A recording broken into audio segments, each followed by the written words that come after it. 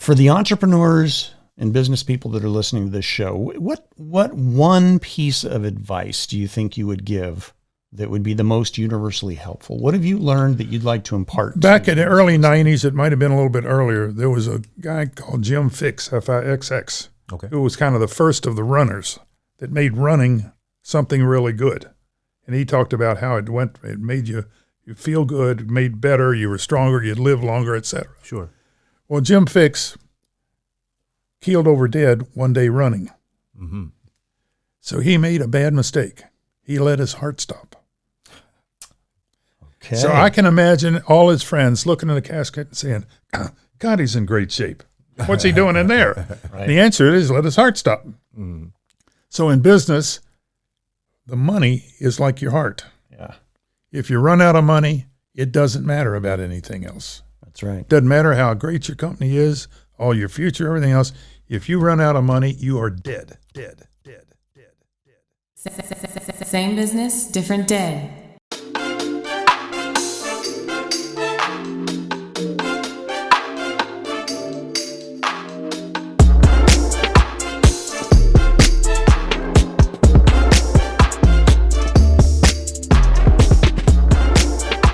Good afternoon and welcome back to the Same Business, Different Day podcast. I am your host, Zeke Corley. You know, I wanted to start off by kind of giving a little background to myself. A lot of folks don't know that I have a radio disc jockey history with KSJS in San Jose back in the early 90s. And I had what we called a sidekick back then. We didn't call him co-host. We called him a sidekick. My friend Courtney, who I still talk to every day. You do. We call him Sideways. And so when I first started thinking about starting this show, I thought I need a co-host. So I met our co-host today, Alyssa Lee Good, up at the winery and said, what do you think? You know, do you think you'd be interested? I love the way she tells stories, super intelligent, and a great balance for me and my personality. So I'm very happy to have you here. The show wouldn't be the same without you. Thanks, Zeke. I think I told you that I hate microphones when you first asked me. Yeah, and Yeah. then you heard your voice and Yeah. and how do you like it? I like it. All We're good. right, We're all good. right. I Having do fun. too. Never heard a complaint about your voice. We also have another co-host in studio today, a guest, a returning champion. We're thankful to have Chris Ryan here, a past guest, and we're really happy to have you with us, Chris. Oh, thank you. And another ex-radio person. That's right. That's right. You got the voice for it and the energy, and so this is going to be great. I'm looking forward to it. Let's introduce our guest today.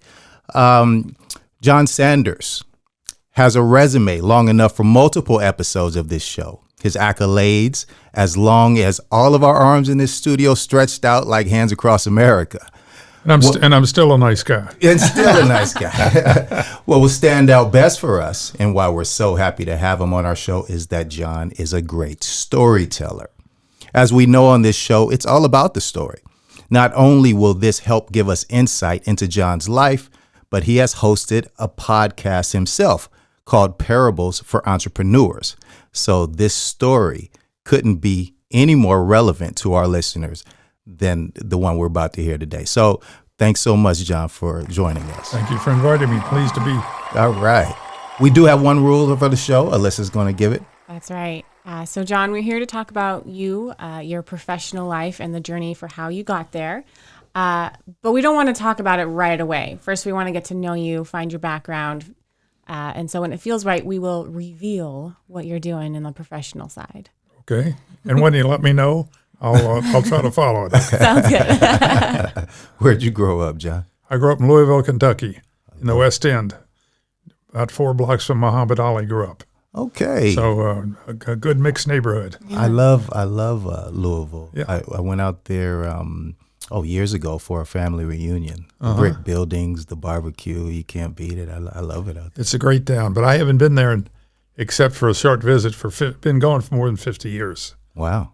Okay. Amazing. More than almost 60 now. Okay. Anyway. I'm sure there's been some great developments over there, though. Well, my dad was the director of public works while I was growing up from 19. He was 46 to 61 during my growing up years. Mm-hmm. And so I got to see a lot of the city. he was in charge of the flood wall, the sewers, the streets, you name it. So he was involved in everything infrastructure. Mm-hmm. Now that we know what infrastructure is. Yeah, that sounds like it. So, and my brother's 5 years older than me, and then we had living with us what we call a foster brother. Okay. Who grew up and was an orphan and lived with a preacher in our neighborhood and used to come over to our house because we got a basketball goal. So he got to know my parents. And after World War II, when all the servicemen got let out, 45, he called my dad one night. He was in Wyoming. He said, Mr. Sanders, I don't know anywhere else to go. But he said, I'm out here in Wyoming. I've spent all my money. I've got 30 days to go back into service or lose my rank. What do I do? And my dad said, why don't you come stay with us a few days? Okay. So it turned out to 5 years. Yeah. It was great. So he was even older than my brother, of course, because he came out of the service. So we had a good time with him. He had his little Harley motorcycle. My dad got him through high school to get a trade in electrician, made him go to college. My dad was a nut on education, both my parents. Okay. And so what's interesting to me was that when my parents got older, my brother was in Iowa and I was in Washington, D.C., and they were failing at the time. And so Steve took them in to stay with him. Oh, okay. So what goes around comes around. That's right. So that's a great story. It was a full circle. Yeah. It's good. He died a few years ago, and his wife also. So, but it was a good time. We grew up. We had a lot of fun. The neighborhood was a typical Southern neighborhood. Yeah. Nobody was rich. Nobody was poor. Yeah. None of us knew anything other than what you'd call middle class. We didn't have any extra money, but we didn't need anything that we didn't get. So you just sort of spent your money and did your thing. And we'd had one vacation growing up. My dad made some extra money in 1950, so we took a vacation up to Boston and New York and came back to Louisville, went through actually Niagara Falls also. So we stopped in New York. We stayed am I off the subject or just keep going? No. We love it. Okay. So we stopped in New York City and in Times Square. And so we stayed at, I think it's the Edison Hotel. I think it's long gone now. That was 1950. And so my dad asked the hotel clerk, so where's a good place to get a steak? And he said, right around the corner there, Gallagher's Steakhouse. Okay. So we went into Gallagher's Steakhouse, and it's a big place. And it had a big refrigerator in the center. So you walked all the way around to the refrigerator, all the way to the other side. We couldn't be any further from the entrance. We sat down. The waiter brings some water and the menus. And my dad looked down, and the cheapest thing on the menu was Salisbury steak, a la carte, $4.50. And he looks around and he says, we can't afford to be here. You can't eat here. So when the waiter came, he said, I got to tell you, we can't afford to eat here. What do we do? And the waiter said, I can't afford to eat here either. Drink some water, take the matchbooks, and I'll walk you around. All right. So, but it's interesting. About 10 years ago, I was back in New York. And so my wife was with me. And so I said, let's go to Gallagher's Steakhouse because now I can buy the damn place. Was it still there? It was still there, same refrigerator. Yeah. So we sat down and had dinner, and I had to call my brother. And you tell him how the Salisbury steak was? I told him. I said, guess, because he knew it was in New York. I said, guess where I am? He said, Gallagher's Steakhouse. That's right. Oh my God. I love it. But you know, with that kind of, that motivation, right? It's got to be motivational for you, for one thing, but also just seeing your dad just picking up and just saying, let's go. We can't take afford this it. Let's vacation. do it. Right. That's right. But at the same time, he did try to take you on a trip. He brought all of you guys along. And, was he a mentor to you early on? Absolutely. In what way did that affect you? I'll tell you the number one thing. When he said something ought to get done, it got done. That's right. Period. And he did that as a director of public works. If something ought to be done, it was done. Mm-hmm. For instance, US 60 came in from the east, from Lexington, Frankfurt, went through the city. Well, all they did in those days, they always went through the cities. Mm-hmm. Came down Cherokee Park, which was the big park in the city, and there was a little tip of it that it went around. So it went right down there, made a U-turn, came back. My dad said, as the traffic picks up, that's going to get worse and worse. So we're just going to cut that road across there. Well, we were in the rich end of the neighborhood. See, I was in the other west end. This was in the east end. And all the neighbors objected, said, no, you can't do that. That'll just make the traffic worse. And my dad said, it can't be any worse than it is. It's going to get worse because it's getting bottlenecked. So anyway, he lined up all of his contractors on the side streets, went to see the chief judge on a Friday, and said, if you don't mind, come in late Monday morning because I'm going to cut that road through. Yeah. And they're all going to come in getting an injunction. That's right. So Saturday morning, crack of dawn, they came down, cut the road. They laid the asphalt, the concrete, the curbs, the sidewalk. Got it done. On Monday morning, it was done. And they came into the judge. It's an injunction. He said, what do you want an injunction? It's done. It's too late now. There's nothing to enjoy. So did you think about what you wanted to be when you grew up? Did you think about going into Well, public my brother works was or anything my like brother was went in engineering school. He was a few years ahead of me, and we both went to Manual High School, which was kind of what would you call today a magnet high school, and because it was supposedly pre-engineering in the sense that it was mechanical drawing, shops, that kind of stuff, and mathematics, not rigorous, but just more oriented that way. And then we both went to engineering school at the University of Louisville. I fortunately had a small scholarship. Okay. And then we also were a co-op program. So during the third and fourth year of the 5 years, we worked 3 months and went to school 3 months. Made money, made enough to pay our tuition. So tuitions weren't out. They weren't trying to finance big buildings in those days. They were just trying to get you through school. And so when I finished engineering school, I went to work for General Electric because I had co-opted with them 1 quarter. And the first 4 months, I was in Owensboro, Kentucky at receiving tube. I was an electrical engineer. And then I went to the Schenectady, New York, which in those days was Mecca. That was the home territory. Everything, all the big stuff was there. Okay. And I worked for 9 months with the large steam turbine generator division. And I made 2 decisions. Number 1, I didn't want to be an engineer in a big company all my life. Number 2, sure as hell not in upstate New York. I got there in September. It was winter. I left in June. It was still winter. They said, you missed the other 3 seasons, July, August, So, John, you were at GE, but before that, when you wind it back, you were in school. What was your very first job? Like, how did you my first job, I sold workforce? Bibles door to door. Oh, man. Now that door-to-door experience, we've talked about this on the podcast in the past, where you learn a lot, right? You learn a lot, knocking on doors and actually. But in those days, people would answer the door. They don't answer the door today, and especially. But you still got to have your pitch. Yeah, well, in the small towns in southern Indiana, I went with a group that did revivals, so I was a music leader. Okay.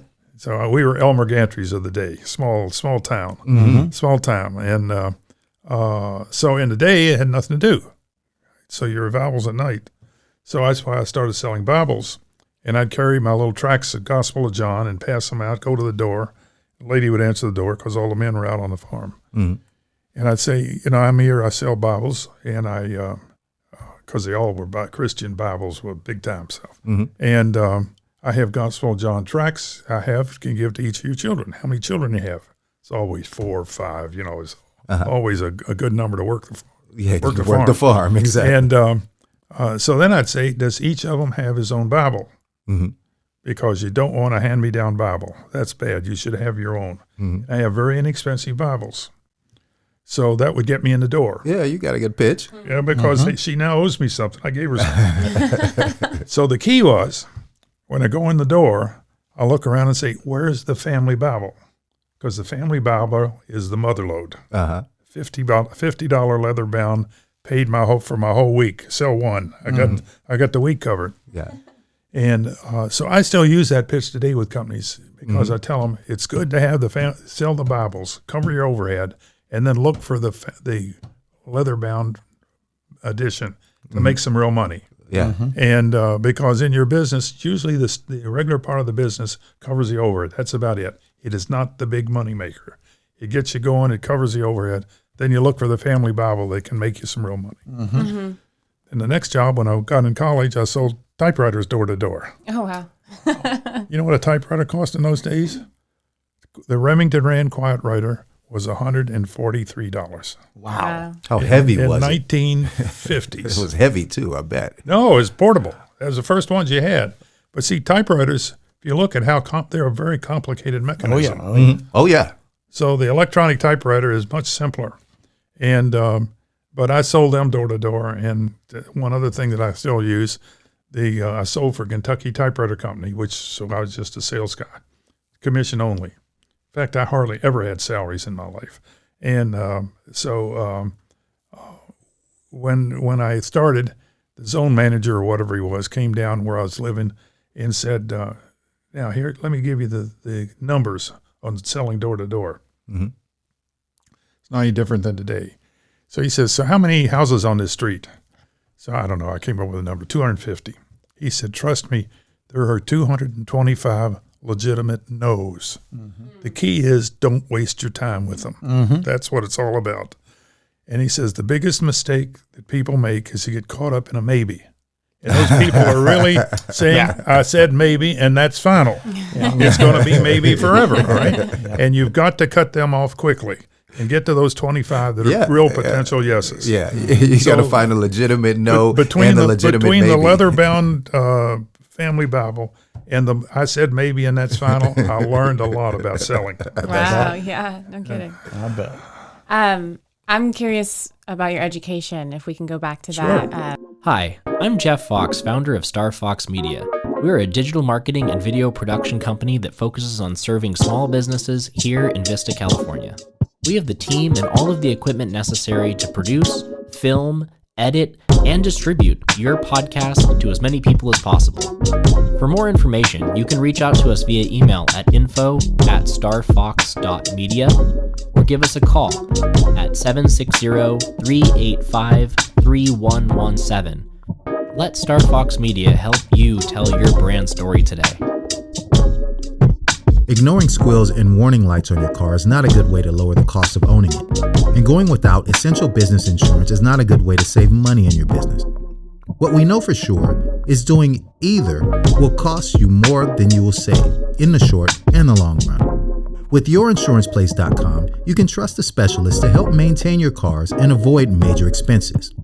Business owners should look to business insurance specialists when it comes to finding competitively priced quality insurance coverage for their businesses. At YourInsurancePlace.com, we specialize in workers' compensation, general and professional liability, employment practices and cyber liability, property owner policies, and bonds for most types of businesses. YourInsurancePlace.com knows that we can help. If you're uncovered, need to lower the cost of your current insurance, or need better coverage, we can help. YourInsurancePlace.com has been helping businesses for close to 40 years. If you need a quote on your insurance, call us now at 858-569-8100 or find us at YourInsurancePlace.com. We are business insurance specialists ready to help. Especially you saying your parents were big education nuts. I come from the same kind of family. Okay. And I have it in me. So I know you got your bachelor's from the University of Louisville. Right. But then you continued. You got your master's and your PhD. Right. So I actually got another master's on the way back too. Oh, right. Yeah, well, because we were a 5-year school at engineering school. And I graduated, and when I graduated, 61. In the early 70s, they came through and decided that since we were a 5-year program, that to compete, they would give if you did a project going by, you would get both a bachelor's and a master's at the end of 5 years. Okay. So they came out to all the alumni and said, if you can show that you have done something comparable and send your $75 in, you can get a master's of engineering also. So my dad immediately called both of us and said, I'm sending you a check for $75. You better get that, because we both had PhDs at the time. Okay. Get your master's degree. Never used. I don't even know where it is. So so I got the master engineer. That was in the 70s. But so after I finished engineering schools, when I worked for General Electric for a year, because I had worked with them on co-op.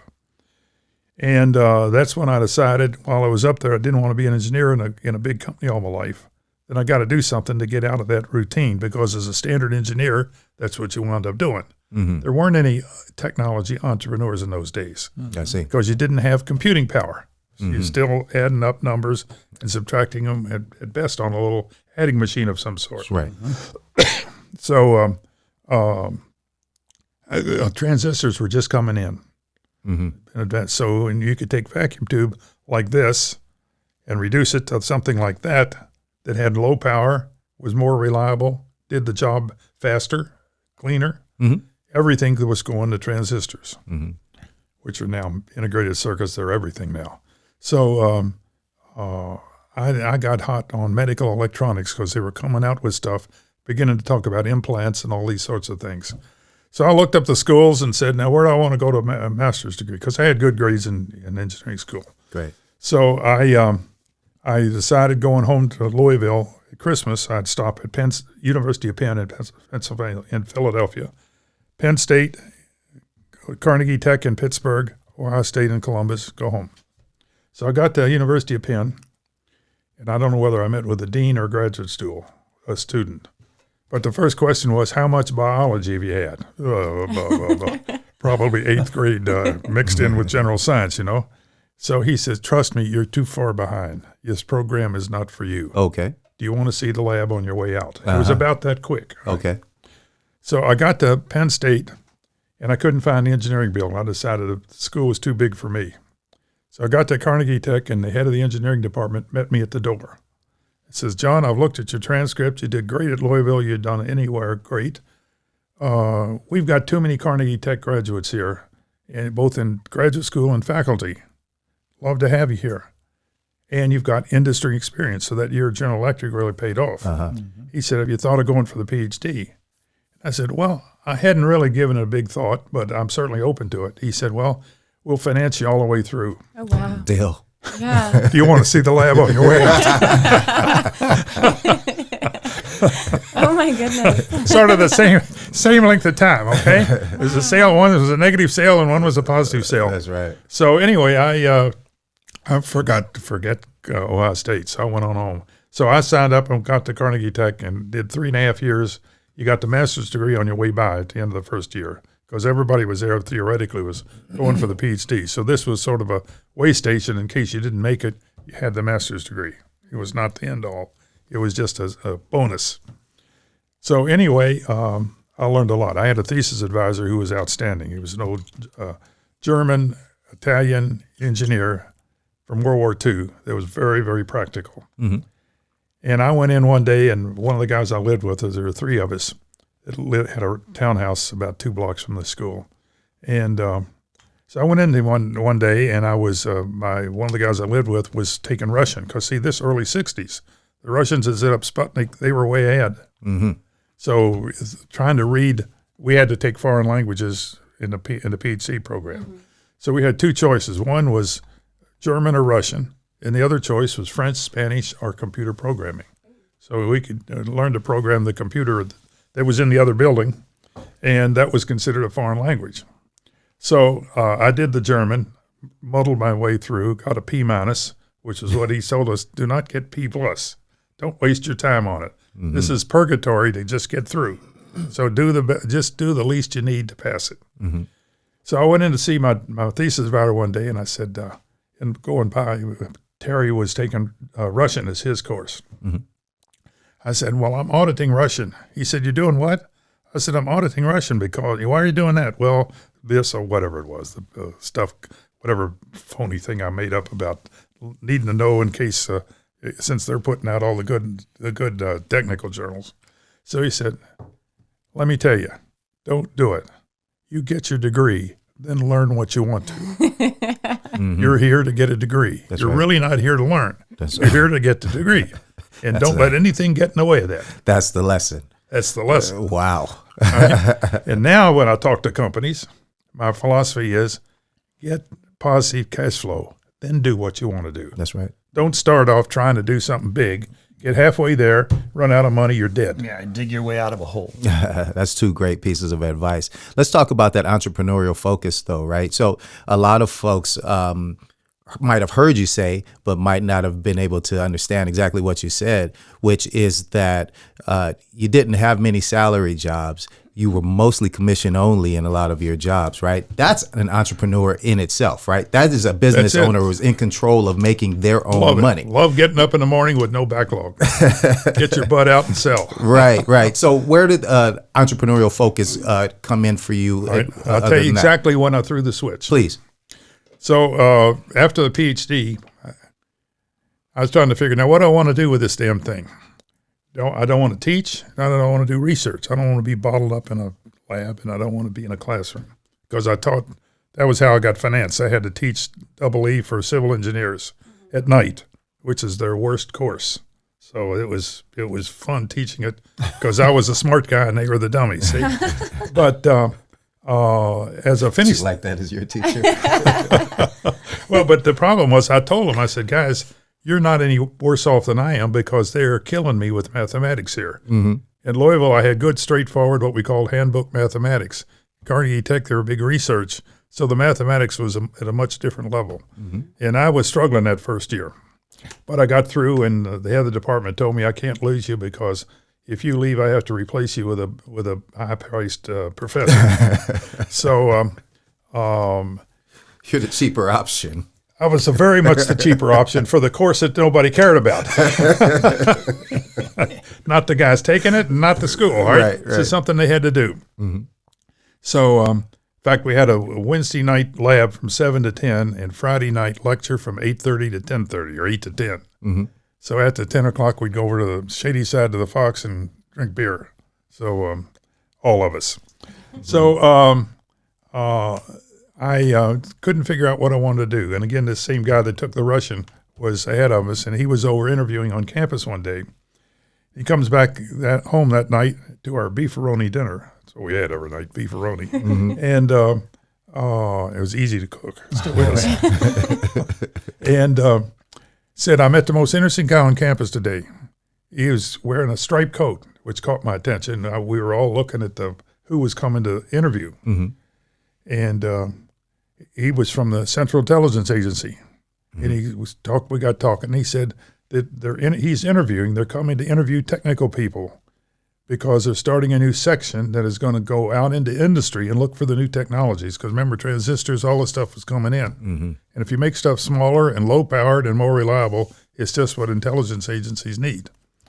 So he said that's what their job is, and then bring them and adapt them to agency. Mm-hmm. I said, man, that hits a home run. So I sent a letter, got down there, and met the guy I was going to work for. That night, went downtown to center of D.C., because they're in Washington. Stood under the Washington Monument in November '63. The flags whipping. You seen those pictures of the flag? It's fantastic. What a place. Sure. Look over there is the Capitol, Lincoln Memorial, White House, Jefferson Memorial. I said, where else does a young guy want to be? Mm-hmm. So I took that job to work for nothing. Mm-hmm. Okay. But I made good money. Good. So, but in the course of those 5 years, I worked for the agency to find the new technologies and get new things. Entrepreneurs were just coming out because you had computing power. Right. You could buy a mini computer for about $40,000 in $1960, right? Mm-hmm. But still, if you had a group of 4, 5, 6 engineers putting something together, they could afford that. So now you could actually do stuff because you had the computer backup. Yes. And of course, in '82, when the PC came out, the whole ball game changed. And now with internet, it's a different world. Yes. And so that's when I decided entrepreneurs are where it goes. So in that course of 5 years, I ran into, thanks to my immediate supervisor, who had been a founder of a company around D.C., and they had sold it, made a bunch of money, technical company. I met up with Sid Wachtel, who had a small brokerage firm. Small, had 3 people. So, but he loved technology companies. Mm-hmm. He loved investing in them, both public companies that were out, and trying to put deals together. Mm-hmm. So he said, why don't you come and join me, be a partner? The first thing he said, get registered as a broker. I said, why do I want to do that? He says, well, first of all, if you do, you can save 50% on your commissions. I said, that sounds like a good deal. What do I have to do? He says, take this book, a little pamphlet, read it, go over to the NASD on Wednesday and take the test. So by 11 o'clock on Wednesday, I was a broker. So that's how tough it was in those days. So the main thing is to have a firm that wants you, probably like all of those kind of professional things, you have to have a sponsor in order to make it work. So I went together with Sid, and I was going to be the outside guy to bring in the entrepreneurs, and we'd help put deals together to get companies started. But I had to make a living, so I did customer accounts, mostly on small companies. We didn't try to get all their money. Just give me the money. You want to take a risk. Somebody'd come in, I say, here's my portfolio. If you come with me in 6 months, yours is going to look just like that, because that's our research, what I invest in. So I was with Sid for 20 years, and we did a lot of deals. Most of them didn't pan out, but a few of them did, thank goodness. That's just like the Bible story. You got a lot of no's, and then you've always been a scout. It seems like you're let me tell you, you play the numbers, and the numbers are, if you get a lot of something, you're going to get a percentage that's good. Right. The key is to not get thrown out of business by the bads. That's right. Welcome back, everybody. Historic Downtown Vista is open and waiting for you. 6 award-winning breweries, more than 40 restaurants, theaters, art, music, and fun shops from home decor and clothing to gems and even exotic birds and fish. The hometown charm that makes Downtown Vista so special is swinging its doors open to say hello.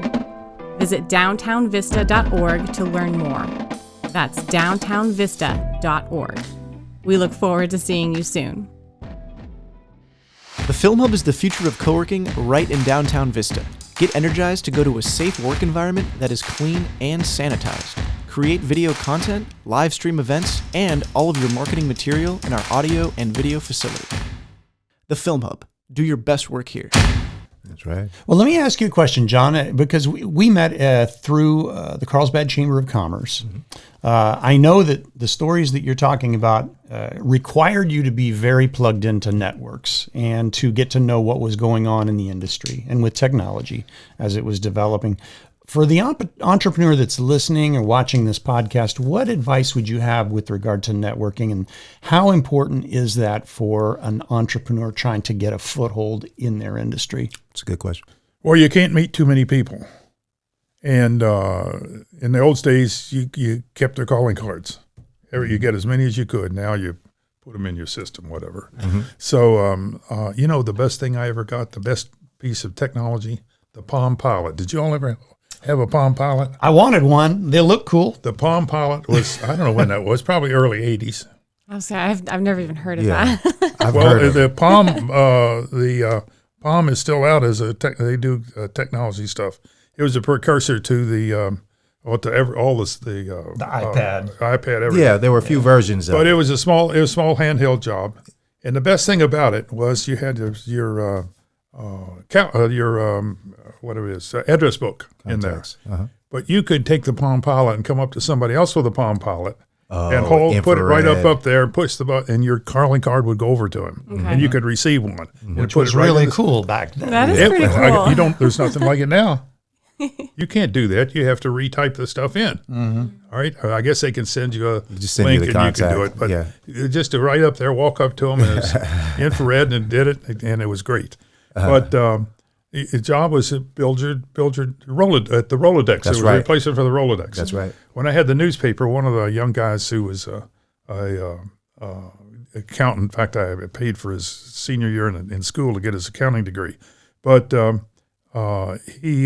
he came to one day. My partner Esther was the editor, and I did everything else in the newspaper because we had to do breakfast briefings and golf tournaments and sponsors and all that kind of stuff to build a newspaper. Because once again, newspaper itself doesn't make money; it covers the overhead. So you got to find other avenues.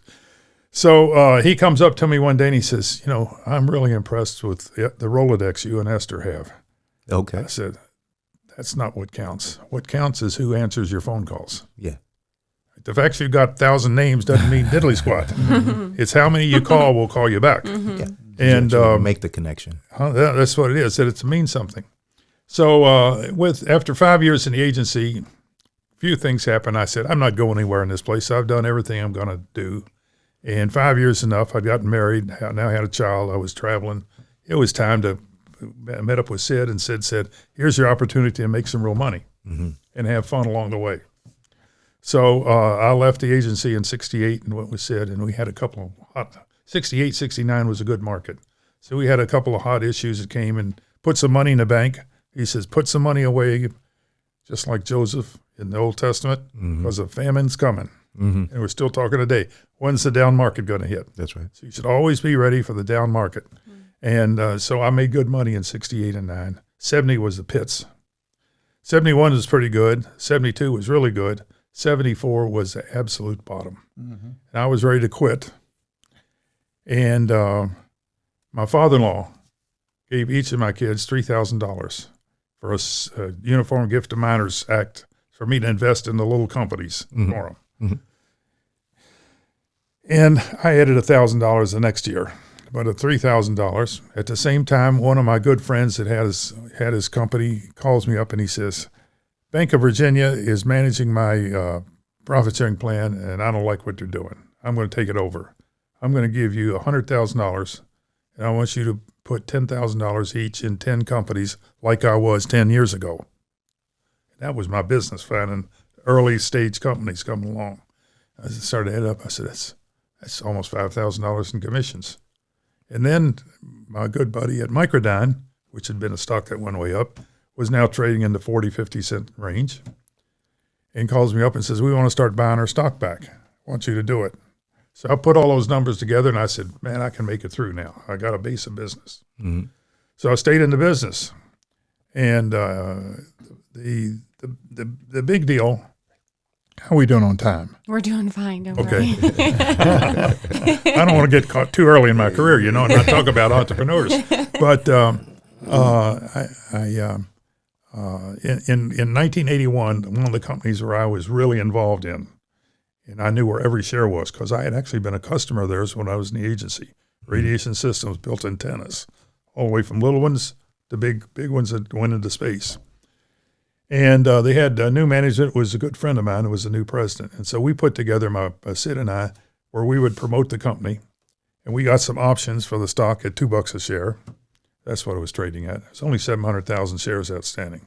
So that values the company $1.4 million, even was small in those days. And so in 1981 comes along, and Merrill Lynch writes it up as a company of the future. Well, Merrill Lynch guys sell 200 AT&T and buy Radiation Systems. Yeah. He just bought the market, okay? Yeah. So it started running. So there was a Friday when my father-in-law was celebrating, I think his 75th birthday, down in Raleigh, North Carolina, 5 hours away. My wife says, we're going to be there on time. I'm picking you up at whatever time it was. You be there, no excuses, okay? Sure. Because the kids were in the car, and off we go. So off we go down. I had it all lined up with Wendy, who was the boss's daughter and a trader. I said, all lined up, every quarter of a point. Here's what gets sold, right? So we just feed it out. Say, you run a stock like you fly a kite. You catch the wind, but you keep the string tight. If you let it all go at the same time, no matter how the wind's blowing, it comes down. Another gem. Yeah. So you got to feel the market, right? And let it out. So that's every quarter of a point. So we're going down the road on I-95 to Raleigh, and every exit I had to stop, call back and see what was going on. I said, I got to do this. This is the day I've been waiting for, all right? And so stopped at one along just north of Richmond, where there's a Dairy Queen. So the only phone was in the phone booth out there where every kid had dropped ice cream. The bees were all over the damn thing. So while I'm calling back to Wednesday, I got stung 3 times. But that's all right. It was worth it. Who cares, right? I made more money that day than I'd made the rest of my career all the way. That's beautiful. So it gave me hope that this is a business to be in, because when you're managing money and you're in the money business, you either go out of business or you make money. There is no in between. Okay. So so anyway, that we survived it. I stayed around. In 1987, a deal came in by a woman, Esther Smith, who was a good friend and still is. She's as old as I am. She's living down in Georgia. And but she had been an editor of the Business Journal locally. She wanted to start a technology newspaper dealing with the technology around the nation's capital. Okay. And I said, I love the concept, but I don't like the deal. I said, you got all these shareholders in this thing in some kind of screwball organization. And I said, if you start running out of money, come back and we'll work something out. Well, she came back later in the year, and they were running out of money at the time the first issue was coming out. So, see, because you got to know people, but the key in the technology business is know the CEO. Nobody else really counts. Well, see, that goes to the question that Chris was asking. It's the networking, right? Finding the right person. If you got the CEO, nobody else matters. All right? That's great. You know, and just a side note, one thing that wasn't the pits in 1974, it's the year I was born. So it wasn't so bad. You were part of that bad market. I think that's the year Elvis died too. Yeah. But yeah, I want to get to the reveal. You ever been to Elvis' birthplace? I haven't. I haven't been to Tennessee at all. Oh, it's Tupelo, Mississippi. Is it Mississippi? That's where my family's from, actually. Tupelo. My father's side of the family is in Mississippi. You should go to see the homestead. I should. It's a little shack there in Tupelo, sitting by itself. You'd think it was an outhouse. Oh, wow. My dad, his family is from Mississippi. Uh-huh. That's the name of the city. Right? IT. That's pretty good. It's information technology. Right. The reveal. We're speaking today to a business planner, management consultant, investor, advocate for small business, as well as women in business. Today's guest is a powerhouse that has been a part of record-breaking business growth in various business ventures throughout the United States. Throughout the United States. That's big. He could be relaxing at his beach home right now or out on the golf course, but he's not. He's still active, still involved with business. And fortunately for our listeners, he's here with us today. Again, we welcome John Sanders to the show. Thank you. All right. The Vista Chamber of Commerce is a proud supporter of the Same Business, Different Day podcast. We support our business members with promotion and marketing, business referrals, educational opportunities, workforce development, and advocacy. Check us out online at vistachamber.org. North County Daily Star is the leading source for news and community information along the 78 corridor. It's free to subscribe and it is updated daily. Look for us on your mobile device or computer at ncdailystar.com. Well, I have made my first, I've been in Carlsbad 6 years now. Okay. Because after we saw the newspaper, actually 10 years, we built it up, sold it to the Washington Post Company in 1996. Print media. That's when I bought my first golf clubs, a vacation home, and a boat. You got to get rid of your money somehow. And so we bought a vacation home in Myrtle Beach, South Carolina, because it's about as far south as you want to drive in one day, and you get a temperature differential. So you got good weather all year. And so when I got ready to leave D.C. because I was doing merger and acquisition stuff, and it's competing with these young guys that were smarter and more aggressive than me, and I said, once you've been king on the hill, the backside of the hill is not much fun. And so I said, it's time to get out of D.C. So we moved to Myrtle Beach because our children were both in California. One was in L.A. and one was in San Francisco, and neither was married or had immediate prospects. So we moved to Myrtle Beach, had fun for 9 years, and during that time, they both got married California spouses. And our son is now here in Carlsbad working for TaylorMade. Our daughter's in Palos Verdes, about an hour north, depending on traffic. So I came to Carlsbad. The first thing I did was join the Carlsbad Chamber of Commerce. Okay. Because I want to get, again, back in the network, meeting people like Chris and now like you. Okay. So I have invested in 6 companies here, 3 of them women, 3 of them men. Love it. But I look for good people that are going to grow something. And I look for a business that's sustainable, that has the potential to find those niches to make big money. I don't want people that just want to do the same thing they're doing. I want somebody that wants to grow and build an enterprise. That's the fun. Go into the bank with your scorecard. Love it. And so we do it. We got, I don't know whether you know, one is Elaine Swan, who has the Swan School. She's a dynamo. Fantastic young lady. She's 53. looks 30. Oh, you're not supposed to give that. She's going to be mad at you. She's not going to like you revealing that. But you are a big supporter for women in business, though. I like good business people. I love it. Yeah. I don't like businessmen. I like business people. That's right. You were also recognized as a Titan of Technology, I read. Can you tell me about that award, that recognition? Well, when they started the newspaper, we started some award. You got to have an award program as a newspaper, okay? Everybody likes awards. Everybody likes lists, all right? And lists are dynamite. Mm-hmm. And because people pay to advertise around their position on the list. Mm-hmm. If they win an award, they'll advertise around that because everything in a newspaper deals with advertising, right? Yep. So if you can't get an ad, you put them on the maybe list and move on. And so we started this award ceremony. We had our list, the Fast 50 fastest growing companies by revenue. And KPMG had their technology entrepreneur program, recognizing entrepreneur. And American Electronics Association local chapter had their executive of the year. So we put those three awards together and created an awards program, a dinner. And we went out to go big time. So none of this stuff, we charged, I don't know, it was $150, which is a lot of money then, still a lot of money. Mm-hmm. And had it at the Sheraton Premier, the big hotel right near the Technology Center. And so we set up to have the awards program. So we said, we got to have 300 people to make it viable. So we started off about 2 months in advance selling tickets. We had a nice invitation thing. So with about 3 weeks to go, we were hitting close to 300. So we were feeling pretty good. And in comes this, the Gartner Group, which is still a big consulting company in New York, comes down and says, we want to honor our the technology executive of the year for the forgotten what organization, but apparently steamships, and we want to do it because he's based in Washington. We'd like to do it at your program. Well, it doesn't really fit in, and we'll buy 3 tables. So, so they were in. So it turns out he never showed up, and people asked me, well, how did that award get in there? I said, don't ask.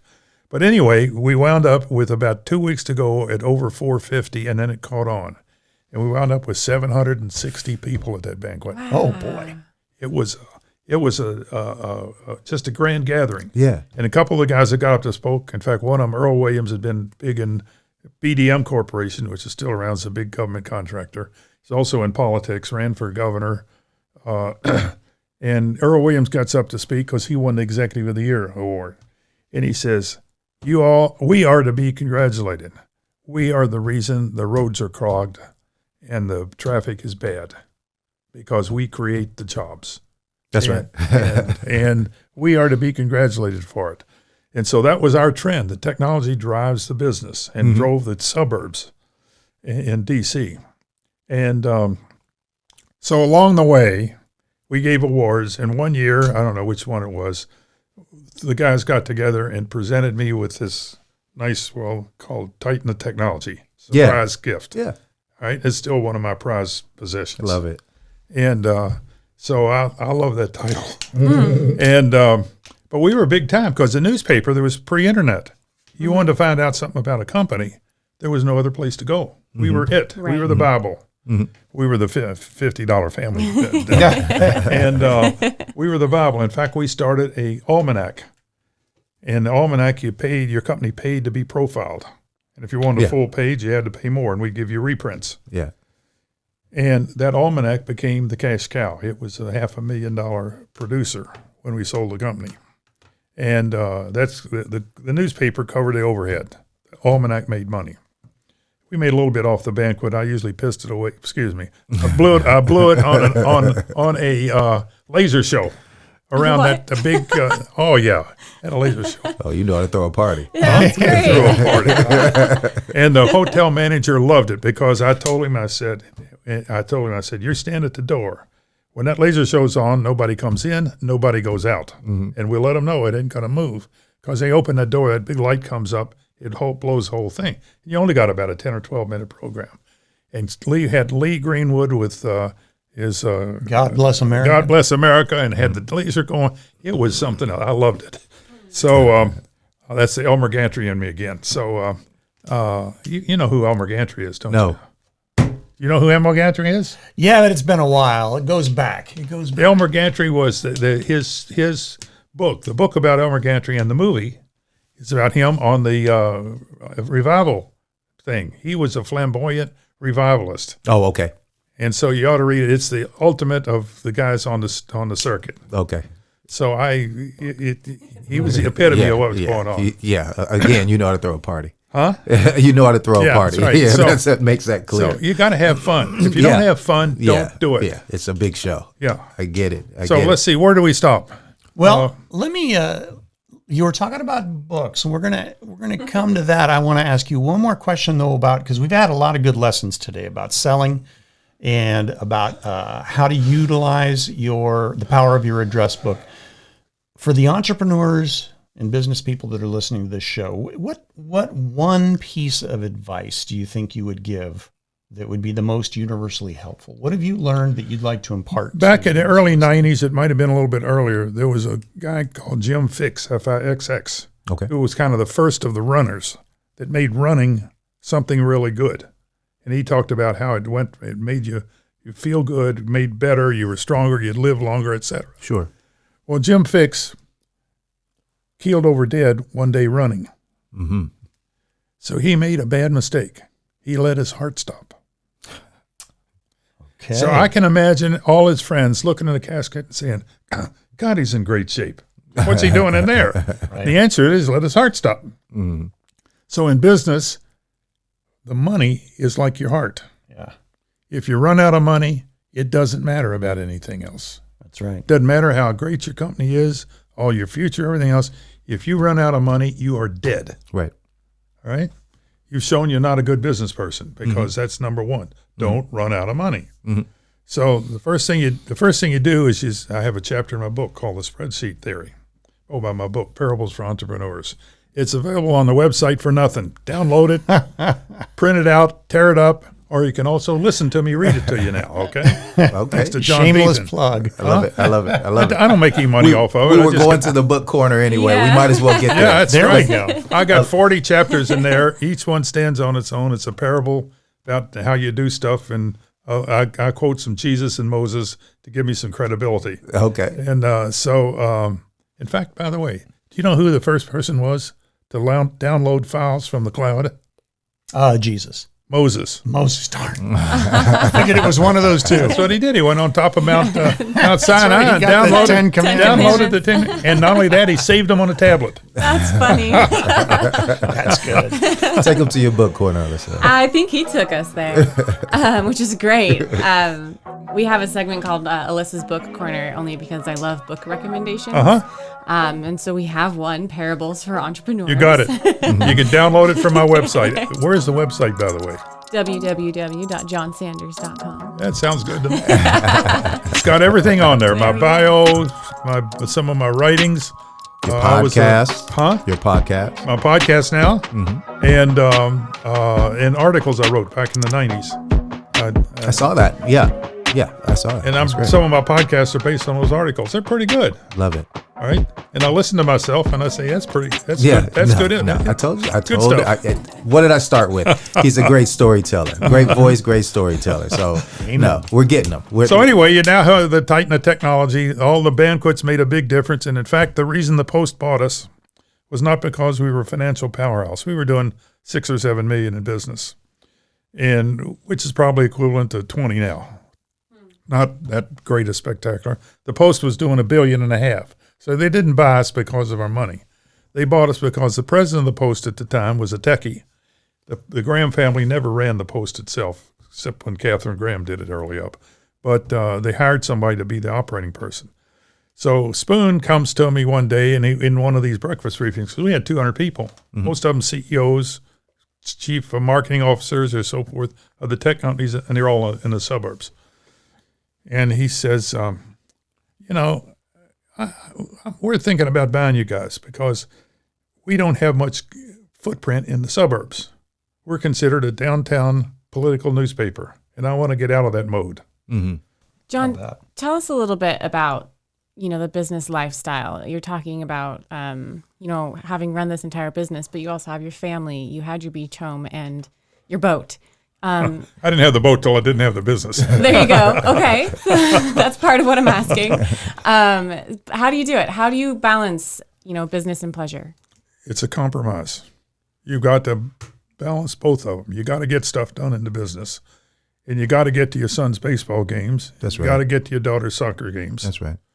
So I remember telling my son he hit 3 home runs while he was in high school playing baseball. And I told him, as far as I know, you never hit one, because I never saw one. I wasn't there. Right? They're all secondhand. But anyway, I got to a lot of them, especially the weekends. And so it's a balance. It's a compromise. And the key is, the number one, don't get into business if you're not going to have fun.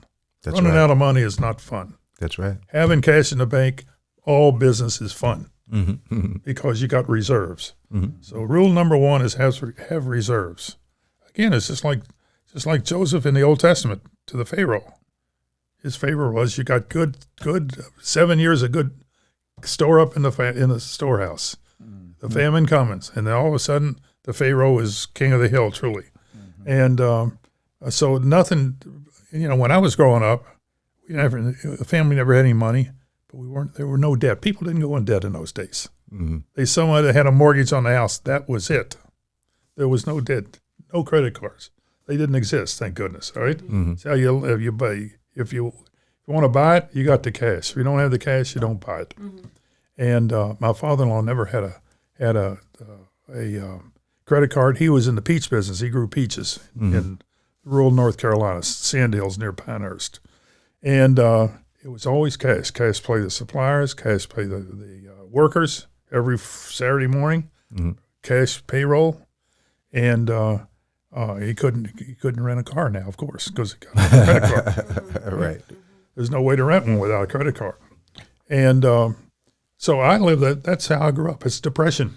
I was a depression baby, the end of the depression. And you paid your bills and you survived, and you let next week take care of itself. Sure. And that's what I like businesses to do. So I like businesses that are in like his service business. Right. I keep telling him, find a product that can run you running to the moon. That's right. Produce a big movie that becomes a big seller, and if it doesn't, move on to something else. Right? Yep. Do a great podcast and position yourself high, and then become the podcast king. That's right. And if it doesn't work, do some more podcasts. That's right.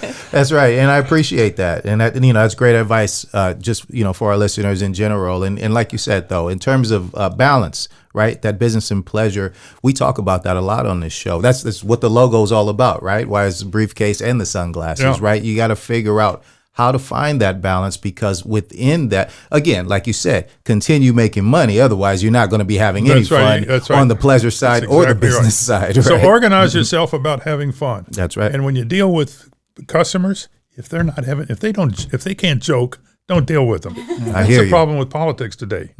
They can't take a damn. I agree. Right? I agree. And therefore, I have no respect for any of them that can't laugh at themselves. I'm with you.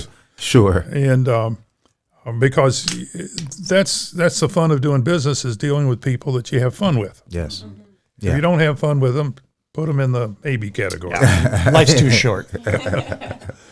So today we talked to John Sanders, guys. We got some great stories, and obviously there are many more stories. We got to have you back, John. Anytime. Okay. I really appreciate you coming on, man. We had a really, this was awesome, and some great lessons within it, right? And that's what we talk to our guests about, our audience about, is that within these stories, they can find some parallels. You haven't lived John's life. Clearly, none of us have. But you will find some parallels within it. And in those parallels, you can figure out some decisions that you can make in order to get to where you want to be in life and become successful. And that's where I'll recommend my book, Parables for Entrepreneurs. Love because it. the parables are all stories. That's right. Several of them out of the Bible, okay? And what they are great lessons in life that you adapt to what you're doing. You can't beat them. And Parables for Entrepreneurs. Yeah. Pick it up. Pick it up. Absolutely. And it's an audiobook as well. it's an read it audio to us. book. You can listen to it. You can print it out and tear it up, or read it, or whatever you want to do. It costs you nothing. Love Just it. get to johnsanders.com. That's love it. I love it. I love it. How about some more contact information, please? Well, one more time, the website. That's www.johnsanders.com. If you have questions or just want to hear more stories from John, you can email him, john@johnsanders.com. And his phone number is posted on the website. It's 843-491-6060. It's a Myrtle Beach number. Love it. Thanks again, Chris, too, for sitting in with us. Really Thanks for appreciate having it, me. man. It was fun. Yes, absolutely. Are we done? We're done. I'm just getting started. Round 2 coming up. Thanks, John. Thank you. Same business, different day.